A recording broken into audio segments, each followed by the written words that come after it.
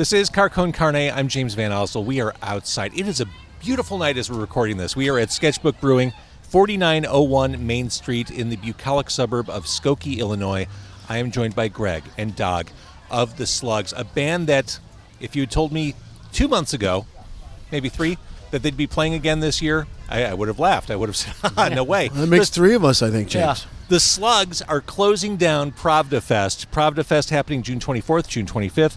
Slugs headlining night number 2, a night that also features the Handcuffs, Diplomats of Solid Sound, and the Service. 3 bands who've all been on Carcon Carne recently. The reunited Slugs closing it down. It is the 38th anniversary of Pravda Records. And to celebrate, not only do we have the Slugs, we have 30th anniversary beer, Pravda 38 beer at Sketchbook. Beautiful. Already tapped, already canned, already available for consumption, and on draft. As Greg and Dag Juhlin will agree, delicious. It's a delicious... And we're not just saying that, James, because we have to. It's a delicious Pilsner beer. Wait, hang on. Hey, Ken, can you move that camera? I think it moved. Oh. Tilt it toward me. There we go. Perfect. Thank you. Can you see that? Is that okay? My high-tech camera setup. It is perched on top of a backpack, on top of a case. Any slight movement, if there's any kind of seismic shift here in Skokie, the camera... Once that train comes rolling through, it's going to vibrate it. As an added bonus to Carcon Carne this week, we will get the yellow line going by about every 10 minutes or so. Right. All right. Clang, clang, clang goes the trolley. Right. That's what I was thinking. Nice. So, Pravda Fest happening end of the month. Yeah. The Slugs back together for this. I'm going to ask you the question you know is inevitable. Do you guys like each other? Because Slugs history is fraught with, let's say, conflict or acrimony. Well. You know, I think that aspect is greatly overblown. You know, I have a... I disagree, man. No BS. I have hours and hours of videotape, and for the most part, we got along great, got along fine, blah, blah, blah. Did we have our moments? Oh, yes. But for the most part. Did we have them in public, too? Oh, yes. Yes, we did. On stage. Perhaps on stage every now and then. Once or twice. Yeah. Perhaps. You know. But, yeah, no, we get along good. Yeah, and fine. it's been very fun to have these practices and realize that we have some good material, and we had a lot of really good times, and the kind of the inside jokes and our rapport, it just all sort of fell back together naturally, and it's been enjoyable, you know. So you did the last Pravda, or you did the 25th anniversary. Yes. Is it true that Pravda Records is the only known force of nature that can bring the Slugs back together? Kenny's very persuasive. Yeah. He has that way. You might not think that by looking at Kenny, but, you know, underneath that pork pie hat... There's a soulless brute, is what there is. Arm twister. You know, it's funny. I think that we're probably more agreeable to play than even we realize, because I think that the last thing that we did was 8 years ago? 2014, yeah. A friend was having a birthday party, and we had played her 40th or something like that, and then we played her 50th. So we just need a nudge, you know? Well, Doug, I've told you this before, and it's an old story, but I remember doing college radio in the late 1980s, and one of the first songs I ever played on college radio was Clock That Won't Stop. Uh-huh. What a different time. College radio was important to making your presence known. Radio was important to making your presence known. What was that period like? What was that nonstop holiday period like when the Slugs kind of first announced to the world, here we are? Yeah. In hindsight, I do realize how important it was, and I do realize how much it stuck with me. And it was exciting and important because I think it all goes back to the big bang, essentially, of REM. And that inspired bands, and in turn, that inspired college radio stations, and those two worked together, and it became this really kind of strong indie ethos in which everybody was inspired to kind of, you know, in the pre-internet days, you had to find a network with other bands in different towns and, you know, hook each other up with shows and places to stay and things like that. So it was a different time, and everything was not available instantly like it is now. And The downside, of course, being when the Slugs would be trying to maneuver through the Twin Cities with just a road map and a payphone, and the streets in the Twin Cities are named 4th Street at 4th Avenue, Southwest, Northeast. And it's just the most maddening thing. And half of our trip seemed to be finding driving in circles. And finding a payphone to call the club and say we're going to be late. We're going to be late, yeah. Yeah. But it like a lot of other bands, I mean, you just sort of got in the van, you drove, you would go to clubs and put up posters and all that other stuff because, again, pre-internet, we're playing at, Beat Kitchen or whatever. So you go to Beat Kitchen and you drop off flyers and put posters on the wall and all that other stuff. I haven't been to a club, where I've seen like the stack of posters or anything by the door, or the flyers or something taped into the window, because you just put a Facebook blast or Twitter or Instagram, whatever, Yeah. I guess the kids are doing TikTok these days. TikTok is what I've heard about, James. What can you tell us about TikTok? I've heard the same thing. Okay. Yeah. Should we be on TikTok? You should be where you're most effective. So if that's not where your Sat audience behind is, a big glass of beer. thinking of those days, we talked about perhaps the acrimony. It was a youthful time. I'm assuming that a lot of the conflict came from just being young. Being young, and also, being in a band is a weird, intense situation, and famously, brothers in bands have had an additional layer of tension that goes back.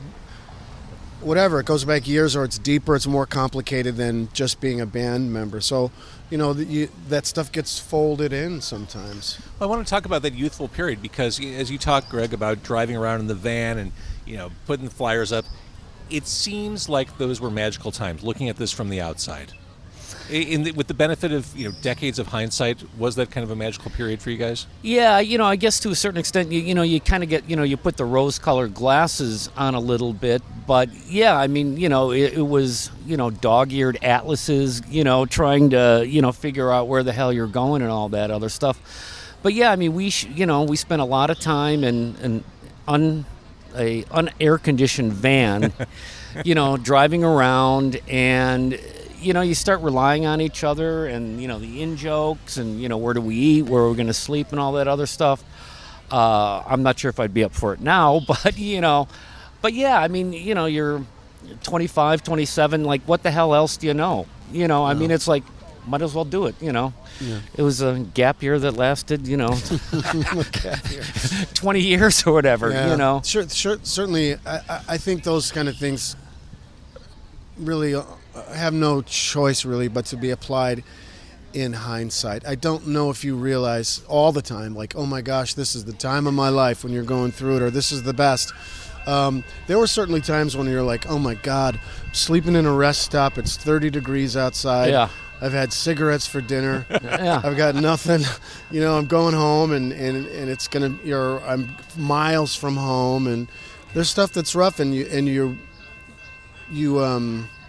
don't necessarily realize it until you have something else to compare it to, I guess. But yeah, looking back on it, it was great because of youth, and you do feel fearless, and you have kind of infinite energy and, quote unquote, no responsibilities or whatever it is. But yeah. Here's how much things have changed for the better. Back then, cigarettes for dinner.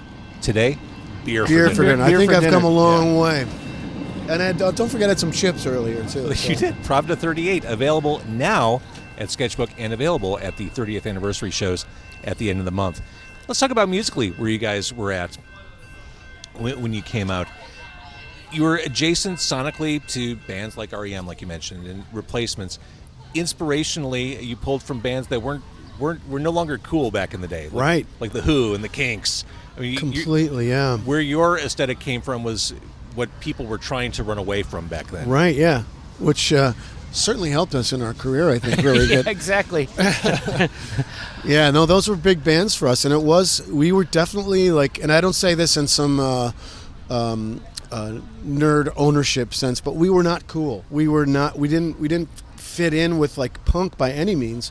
We fit in a little bit with the mods or people who thought we were kind of jam, like the Jam or something. But we were definitely we were coming sort of out of classic rock and The Who especially, and a little bit of new wave influence for me, certainly. I think I was probably the most new wave influenced of all of us. But yeah, we were based on stadium rock as much as we were based on, the newer sounds. Yeah, or whatever, but I so. think that also too had, those were some of the, like just about every band, you start, doing covers and all that other stuff. So, we're doing Substitute and David Watts, songs by, The Jam, blah, blah, blah. But I think as your writing started, I think we developed a little bit more of a unique style. I mean, that wasn't based in The Who. You'd hear influences of XTC or, some REM or whatever, but, It still felt very Midwestern to me. Yeah, I think you're right. I think that's a quality that we had. That cool or not, I think we have a Midwestern sort of style. a Midwestern ethos. So that would be what I mean. That's guys singing out their problems and playing too loud for the club, and Turn it down. Yeah. So Well, talking about never being the cool kids or the nerdiness or whatever. When Fort Fun came out, '92, that would Sure. It is now. There is a relic on the wall here. There's a Fort Fun, like there's a poster hanging in yeah, here. I saw that. Yeah. The tallest band in Chicago. Yeah. The Slugs. I feel like we stole that from Big Dipper. That phrase. We loved Big Dipper, but yeah. But that was an interesting time, especially in Chicago. Yeah. Things were starting to happen. Were the Slugs an example of always the bridesmaid, never the bride?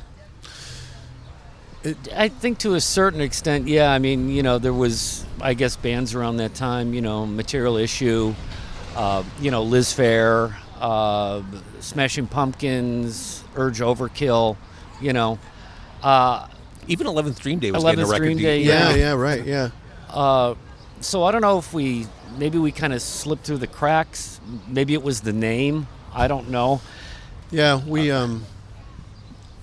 it almost in some ways felt like we were by that point we'd been around for almost a decade really out there. So it almost seemed like we might have been, I don't know, past our prime or too old or whatever, but certainly not the young hot thing. We didn't have You're still a young hot thing to me. that is super sweet of you to say that. Chopped liver over here. So we didn't. It almost felt like that there were other newer, more fresh things for people to check out, and so yeah. We tried. I think we sent our stuff out all the time, and Of course. well, I think we might have even auditioned for like Star Search or something like that. Oh God, No yeah, way. we did like something. that, just there was so much crap going on. Listening, for people who maybe are new to the Slugs, whatever seems like as good a place as any to start. I mean, that's a song that, to me, I still scratch my head why that song wasn't everywhere back in the day, because it's so hooky and just such a great pop song. Thanks. And the lyrics are great. Yeah.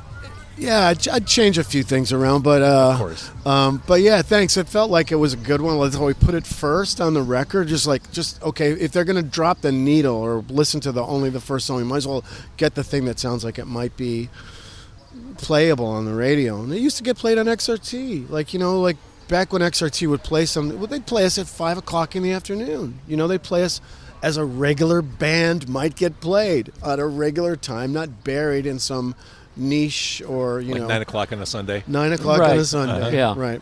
Yep. Exactly. The local whatever. That is the thing. Yeah. And that was Phil Bonet who produced it? Yes, the late great Phil Bonet, produced all our records, and I guess we did a single with him, right? What was the single? Was that? No, we did demos with him. We did demos. Yeah, we Yeah. did demos, and we did a single with Ian Burgess, and Yeah. then just a live thing that we and a did, live so. thing with Timothy Powell. Yeah. Oh, wow. Is it safe to say that your cover of Hooked on a Feeling is a high watermark for the Slugs? And that's when we went all in for Pravda. Yeah, we made as big a production as anything we'd ever done, and we overdubbed those Ooga Chaka vocals. Probably about 70 total voices on that, or whatever it turns out to be. But Masterful. it was great. Well, we were commissioned by Ken to find a song when he had this great idea to do those K-Tel tributes, and we sat around one afternoon in Mike's house going through 45s and listening, and by the time Hooked on a Feeling by Bruce Swede came on, that Ooga Chaka, we go, this is the dumbest one yet. Let's do this one. Yeah. This is absolutely ridiculous. So, I think one of the songs in contention was Shaving Cream. Oh my God! Was that Alan Sherman? No, that was some guy from like the 20s or 30s. Benny. Yeah. Benny something. Yeah. We used to listen to that. I remember in elementary school. Like they used to play it on, like in our music class, on the turntable in music it became class. like a hit, like in the 70s or whatever, and Dr. Demento kind of yeah, thing. yeah. Yeah. I'm glad you didn't cover that. Yeah. This conversation would be very different. Yeah, it would be. Low point for the Slugs, do you think? Shaving Cream? What was it like? All right, so between, or after Fort Fun, which was 92, there were 8 years until Junior. Wow, 8 years, yeah. What happened? Whoa, what happened? I don't know. I mean, we were playing pretty regularly. We were doing shows. We were touring and stuff like that. I really don't know why there was such a gap there. Yeah, my first child was born in 93. Around the same. That'll take you off the grid for... It does take you off the grid a little bit, yeah. I joined Poi Dog. That was a thing. That didn't completely take me away, but... I've heard of them. So, so I think... But we still kept playing. We still kept doing gigs and stuff like that. And then, I think that was for that album, Junior, when we did Fort Fun, our guitar player, Johnny L., was not in the band at the start of those recordings. I think he was sort of brought in. We were like, we these songs are getting a little trickier. We need another guitar player, another vocalist, and he was our assistant engineer on the first album, and he toured with us, and he was our guy, and he was part of us. He was part of us, and so we foisted it on him. Basically, we said, "Will you please join our band?" I think we took him out to a bowling alley one night and got him a little hammered, unfortunately. Had a few Pravda 38s. Yeah, and anyway, but by Junior we had been developing all the material as a 4-piece band for a while. So, but we always, like, if you look at the gaps in between the other records, they're just as long, I think, if not just about, because we moved slowly as it was. I was a slow writer, and we were. Wait, is that where the name came from? What's that? For the band? The Slugs? No, you can tell them the story about how they... I'll try to give you the Reader's Digest version. Dag, myself, and the guitarist that started the band with us, Al Paulson, we were working in a television studio. We were all friends from high school in Park Ridge. Yeah. And Dag was like going to change a light that had burned out or something, and Al said, "Oh, he moves like he's a studio slug," because he was moving slow. And it just sort of became the Slugs from there on out. I mean, that's the way I remember it. I don't. Yeah, I got the nickname the Studio Slug, and then I turned it around. I owned the name. I said, and I just one day I said, let's form a band and let's call it the Slugs. Yeah. That's You really took the power back. Yeah, I said. Yeah. So as far as Park Ridge goes, what was the coolest movie you saw as a kid at the Pickwick? Oh man, for me it's probably Paper Moon, which remains one of my favorites. Yeah, of that's all a good time. one. I just bought the soundtrack for that. Yeah, on vinyl, not that long Excellent. ago. Yeah. Cool. I don't know. I remember seeing Poseidon Adventure there. That's awesome. Towering Inferno. Did you see the Who broadcast there? Did you have tickets No, I for did that? not. No, I did not go there to see the Who broadcast. Was that a closed circuit? Yeah, they Who did Are that You at a tour? number of theaters Although around town. it was on a continuous tape loop at Rolling Stone Records. Oh no, that was either Face Dances or It's Hard era, right? No, it was before that. It was Was their it really? sort of. They weren't doing any face dance and stuff. It was one of those It was right tours. after Keith Moon died. Yeah, right after he died. It was Yeah, Kenny it was Jones stuff. But 79, 80, yeah. They didn't have any records out there. Wow, that's so cool. Yeah. Yeah. So Junior came out again. Great songs, great pop smarts. I think Junior is a really, really great record. I really do. As far as all the recordings that the Slugs did, I think I'm most proud of that. I think Dog's songwriting is absolutely great on it. There's so many great tracks on it. The production is nice. It's not, 160 beats per minute with every song and thrashing. The stuff was worked out. There's nice vocals. But yeah, that still remains one of my favorite albums and something I'm really, really proud to have been a part of. Some great girl songs on there. Yeah. Heather, I know. Margaret. Yeah. That's right, yeah. Wait, I mean, Rock for the ladies, Rock for the ladies. It's what we do, man. So, did the wheels come off after that? Did you guys just say, we're done? We're walking away from this? I don't think there was any really conscious effort to that's it, we've given it our best. Dog said earlier, his daughter was born in 93, and then your son was Kai 2000? He was 98. 98, okay. So I think by that time, responsibilities are starting to take over. I moved to Woodstock in 2000, and, things became...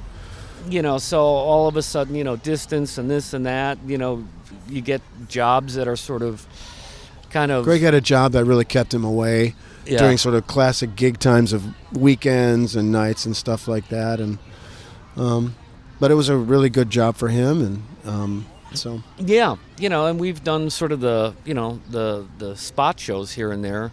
But yeah, I mean, I think, Junior was 2000?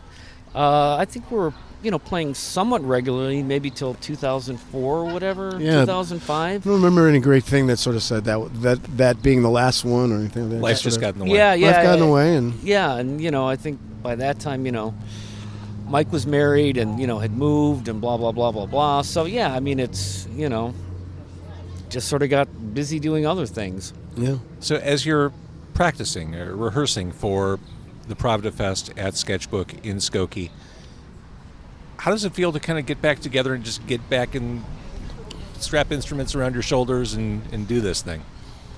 It to me, it feels good. I mean, it's you kind of go through the songs at home, and I just found myself... I thought you were going to say the 7 stages of grief. Oh, yeah. Right. Denial. No, this is not happening.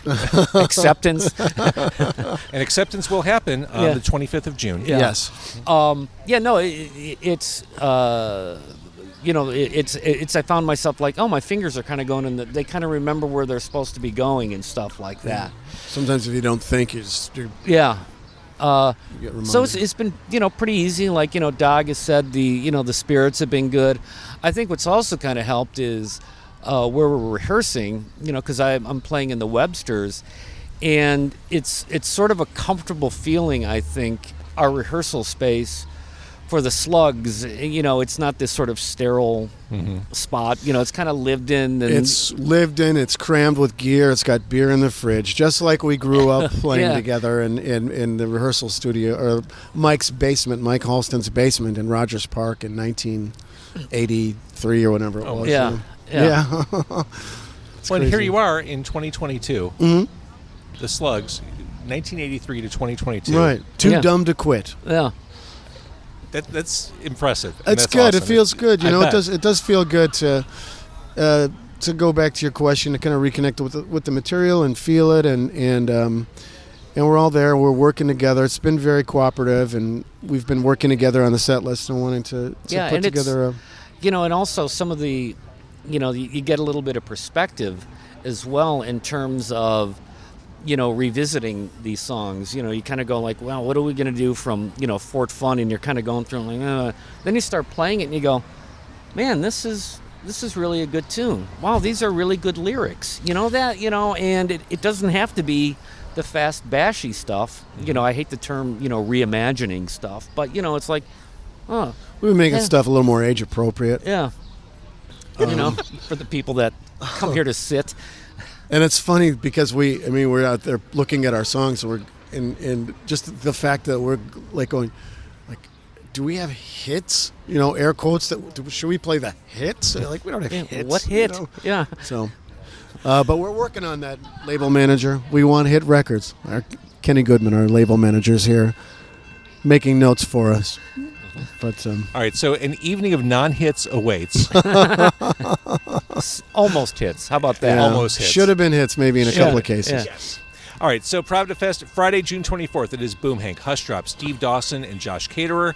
Saturday, June 25th, the Handcuffs, Diplomats of Solid Sound, the Service, the legendary Service. Unreal. The This is a- legendary service. This is a tremendous bill. I mean, there's so everybody, every single band on there, people that I like and I want to see. This is this is fantastic. You know, but I will say that when the idea came up about the Pravda Fest, I was like, well, either we close that thing or we're not doing it at all. Right, oh, No. right. I don't blame you.